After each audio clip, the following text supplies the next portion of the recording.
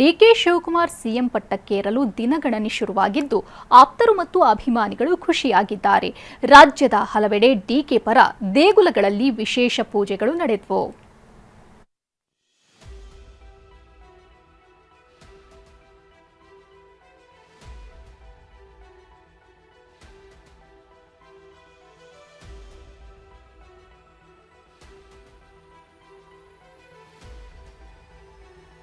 DK Shivakumar ಮುಂದಿನ CM ಎಂದ ಶಾಸಕ ಇಕ್ಬಾಲ್.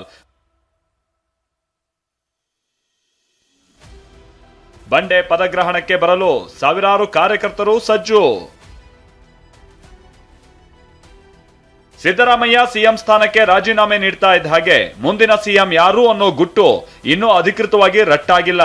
ಆದರೆ ಕಾಂಗ್ರೆಸ್ ಪಾಳೆಯದಲ್ಲಿ ಮುಂದಿನ ಸಿಎಂ ಪಟ್ಟ ಡಿಸಿಎಂ ಡಿಕೆ ಶಿವಕುಮಾರ್ಗೆ ಅನ್ನೋದು ತಿಳಿದಿದೆ. ಹೀಗಾಗಿ ಡಿಕೆ ಶಿವಕುಮಾರ್ ಅವರೇ ಮುಂದಿನ ಸಿಎಂ ಅಂತ ಶಾಸಕ ಮತ್ತು ಡಿಕೆ ಆಪ್ತ ಇಕ್ಬಾಲ್ ಹುಸೇನ್ ಹೇಳಿದ್ರು. ಅಷ್ಟೇ ಅಲ್ಲ, ಇವತ್ತು ರಾಮನಗರ ಹಾಗೆ ಹಾರೋಹಳ್ಳಿಯಲ್ಲಿ ಕಾರ್ಯಕರ್ತರ ಸಭೆ ನಡೆಸಿದ ಇಕ್ಬಾಲ್ ಪದಗ್ರಹಣಕ್ಕೆ ಹೆಚ್ಚಿನ ಕಾರ್ಯಕರ್ತರನ್ನ ಕರೆದೊಯ್ಯೋ ಸಂಬಂಧ ಚರ್ಚಿಸಿದ್ರು. ಸೋಮವಾರ ಅಥವಾ ಬುಧವಾರ ಡಿಕೆ ಪದಗ್ರಹಣ ಆಗುತ್ತೆ. ರಾಮನಗರದಿಂದಲೇ 50,000ಕ್ಕೂ ಹೆಚ್ಚು ಕಾರ್ಯಕರ್ತರನ್ನ ಕರೆದೊಯ್ಯೋದಾಗಿ ಹೇಳಿದ್ರು. ಅವರ ಕ್ಷೇತ್ರದಲ್ಲಿ ಅವರು ಜನಕ್ಕೆ ಎಲ್ಲ ರೀತಿಯಾದಂಥ ವ್ಯವಸ್ಥೆ ಮಾಡಿ, ಬಸ್ಸು, ಊಟ, ತಿಂಡಿ ಎಲ್ಲ ವ್ಯವಸ್ಥೆ ಎಲ್ಲ ಮಾಡಿಸಿ, ಇದು ನಮ್ಮ ಕಾರ್ಯಕ್ರಮ, ಇದು ಬೇರೆ ಕಾರ್ಯಕ್ರಮ ಅಲ್ಲ, ನಮ್ಮ ಕಾರ್ಯಕ್ರಮ, ನಮ್ಮ ಜಿಲ್ಲೆ ಕಾರ್ಯಕ್ರಮ, ನಮ್ಮ ಮನೆ ಕಾರ್ಯಕ್ರಮ. ಸೊ ಆ ಒಂದು ದೃಷ್ಟಿಯಲ್ಲಿ ನಾವು ಹೆಚ್ಚಿನ ರೀತಿಯಲ್ಲಿ ಆಸಕ್ತಿ, ಜವಾಬ್ದಾರಿ ತಗೊಂಡು ನಾವೆಲ್ಲರೂ ಕೂಡ ಪದಗ್ರಹಣಕ್ಕೆ ಹೋಗ್ಬೇಕಂತೇಳಿ ತೀರ್ಮಾನ ಮಾಡಿದ್ವಿ. ನಮ್ಮ ಜಿಲ್ಲೆಯಿಂದ ಒಂದು 40,000ದಿಂದ 50,000 ಜನ ಅನ್ಕೊಂಡಿದ್ವಿ. ನಾವೆಲ್ಲರೂ ಕೂಡ ಒಂದು 10,000 ಜನ ಹೋಗ್ಬೇಕಂತ ಅನ್ಕೊಂಡಿದ್ವಿ. ಮೈಸೂರಿನಲ್ಲಿ ಡಿಕೆ ಫೋಟೋ ಹಿಡಿದು ಜೈಕಾರ ಹಾಕಿದ ಅಭಿಮಾನಿಗಳು ಅಗ್ರಹಾರದ 101 ಗಣಪತಿ ದೇವಸ್ಥಾನದಲ್ಲಿ ವಿಶೇಷ ಪೂಜೆ ಸಲ್ಲಿಸಿದ್ರು. ಈಡ್ಗಾಯ ಒಡೆದು ಸಿಹಿ ಹಂಚಿದ್ರು.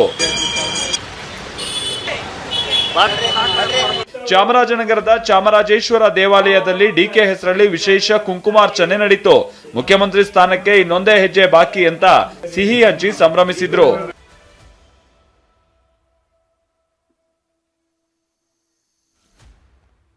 ಡಿಕೆಗೆ ಸಿಕ್ತಾ ಆಂಧ್ಲೆ ಜಗದೀಶ್ವರಿ ಆಶೀರ್ವಾದ. ಡಿಕೆಗೆ ಆಂಧ್ಲೆ ಜಗದೀಶ್ವರಿ ದೇವಿ ಆಶೀರ್ವಾದ ಫಲಿಸಿದೆ ಅಂತ ಹೇಳಲಾಗ್ತಾ ಇದೆ. ಯಾಕಂದ್ರೆ ಉತ್ತರ ಕನ್ನಡ ಜಿಲ್ಲೆ ಅಂಕೋಲಾ ತಾಲೂಕಿನ ಆಂಧ್ಲೆ ಗ್ರಾಮದ ಜಗದೀಶ್ವರಿ ದೇವಿಗೆ ಡಿಕೆ ಹೆಸರಲ್ಲಿ 2 ತಿಂಗಳಿಂದ ವಿಶೇಷ ಸಂಕಲ್ಪವನ್ನ ಮಾಡಲಾಗಿತ್ತು ಅಂತ ಜಗದೀಶ್ವರಿ ದೇಗುಲದ ಅರ್ಚಕ ಹೇಳಿದ್ರು.